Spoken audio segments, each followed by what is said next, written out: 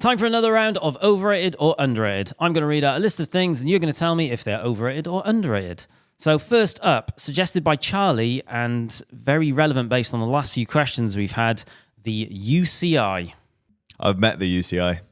Mr. UCI? Yeah. Lives next door to Van Zach Rysel. from the UCI.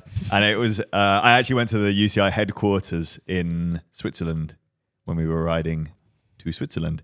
And I always thought, UCI, overrated. But actually, he's really nice. And he was very, he embraced the fact that UCI ban everything and went along with our jokes. So he's definitely underrated. UCI as a whole, yeah, probably still overrated. Are they? They're not well rated though, are they? Everyone thinks everyone hates them. Yeah. Yeah. I think the UCI don't actually have that much beef about. British cycling, I have a lot of beef with. We know. But the UCI, I think they're all right, aren't they? ASO, terrible organisation. British cycling, terrible organisation. UCI, I'm going to say that they're actually all right. They do good stuff. They make things happen. Yeah, the older I get, the more that the older I get, and the more tech and aero stuff that's released, and then looking at it and going, "Oh, that looks horrible," and then it gets banned by the UCI. I'm like, maybe they're doing God's work. I think people have beef with them sort of being so pernickety about sock length when they could be fighting bigger fish. But yeah, that's the complaint, isn't it? But overall, I mean, I think stuff in the interest of rider safety is a good thing. I'm going to say underrated. Yeah.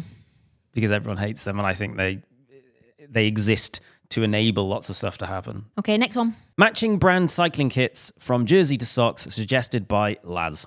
For me, this is so overrated. It is absurd. Wear whatever the hell you want to wear. It doesn't care if it matches. Doesn't matter if it's a team kit.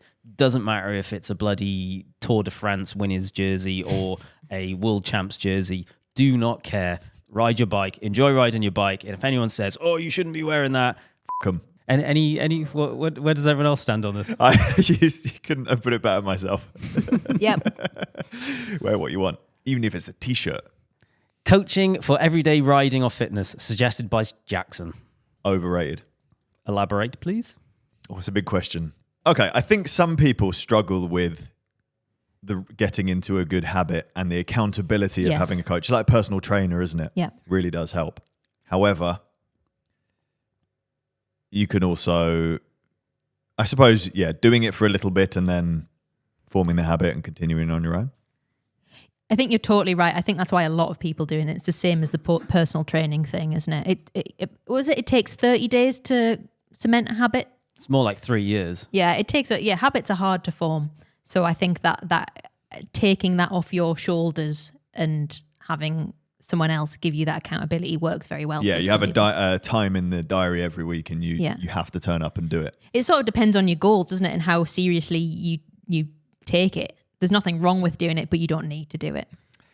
It's worth mentioning. Sometimes I find myself slipping into it, maybe because I'm a bit obsessive with anything that I pursue. Sometimes I'll get a little bit of coaching from Coach Ken or Pete, and it starts off very sensible, and then the things that they say cause me to get too obsessed about it, and then I end up not liking the sport again. Right. And I think when I'm left to my own devices, I keep it very healthy. But when I have that external, just do that, like do the training session. Even if you don't feel like it, you'll be fine. The TSS says you'll be fine. Or your training load says you'll be fine. And then it just always gets out of hand, and I end up not liking cycling again. I'm one of those all or nothing people as well. And for a great example of it is, if you remember, a few weeks ago, I ran to work. And that was because I was like, I'm doing a marathon later this year. Let's get a 10 miler in on week 3 of training, see where I'm at. Yeah.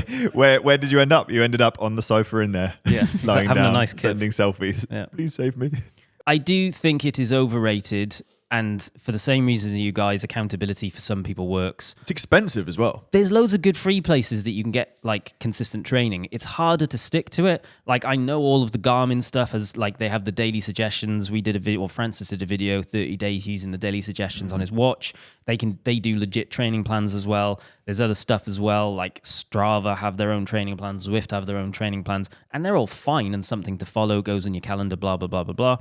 You definitely don't need it, but if it works for you, cool. Next, Center Parcs, suggested by Seb, who said, we just got back from a trip there, and for family-orientated cycling, it's really hard to beat. No cars anywhere for 4 days, bike parking everywhere, super quiet, mostly flat, and just about everyone can find a cycling option, whether they need to put young kids in a trailer or grab a tricycle. It's the closest thing that most people in the UK get to a car-free lifestyle, so it blows my mind that more people don't come away from Center Parcs campaigning for more car-free or car-light spaces. It's a fantastic advert for 15-minute neighbourhoods.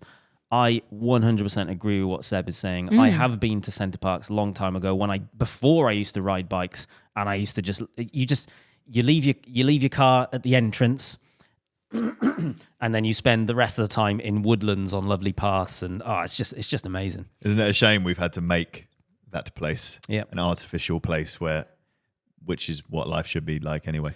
The perfect example of that is like a city centre, a CBD, whatever you want to call it. You shouldn't have cars in the centre of a town. You should enter it on a bus or a train or a car that stops like 2 miles or a mile outside of the centre of town, and then there's just loads of bikes that you just ride into for the remaining bit of it. Remember how good Barcelona was?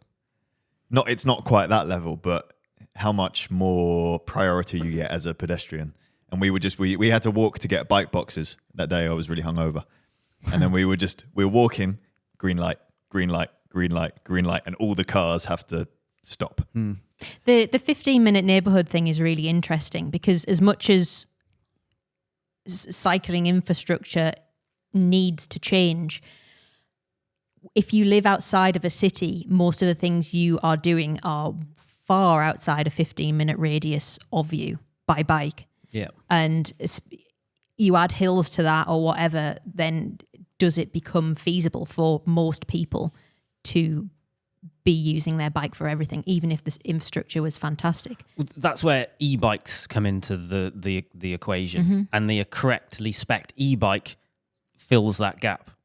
Because so where we live, it's not incredibly hilly, but it's pretty hilly. 15 minutes doesn't get you very far. In some respects, if you go one way, it gets you 1.5 miles up the road because it is just a climb all the way. Yeah. Whereas once you add good e-bikes into that space, you actually get all the way to the next town. Underrated. Yeah, I've never been, but it sounds good. Thanks for those awesome suggestions. If you have a topic you want us to debate on Overrated or Underrated, please send them to wildonespodcast@cademedia.co.uk, and we might read yours out in a future episode.